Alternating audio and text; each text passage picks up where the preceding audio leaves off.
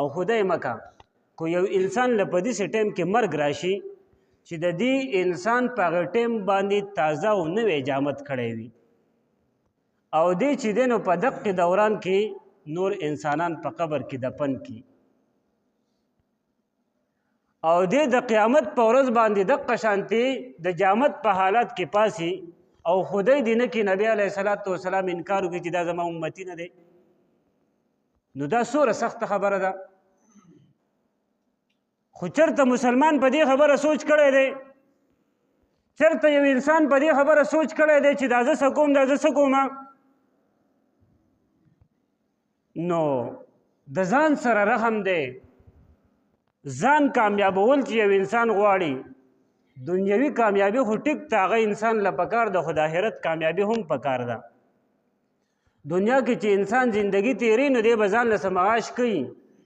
خو زیات توجه به د آخرت په زندګۍ باندې ورکړي ځکه هغه داسې زندګي د چا نه ختمېدونکې ده نو که مونږ په داسې حیات کې د الله د رسول سره میلاو شو یا په داسې حیات کې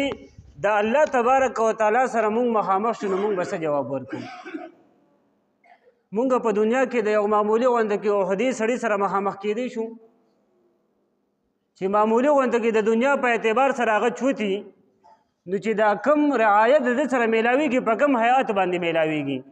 ښه په ادب سره ښه په احترام سره ورته کیني او په قلاره قلاره خبرې کوي حالانکې د دې ټولو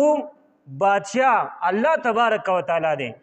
او دقه الله رب العزت په د قیامت په ورځ باندې بیا د دې ټولو سره حساب کوي نو په دې خبرو باندې لږه توجه پکار ده د خپلو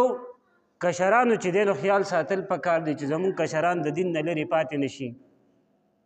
په څه نه څه طریقه باندې دوی له چې دی نو د قرآن دپاره د ناظري دپاره د حفظ دپاره د علم دپاره د قاعدې دپاره د دین سره چې څومره وابسته دي لکه تبلیغ شو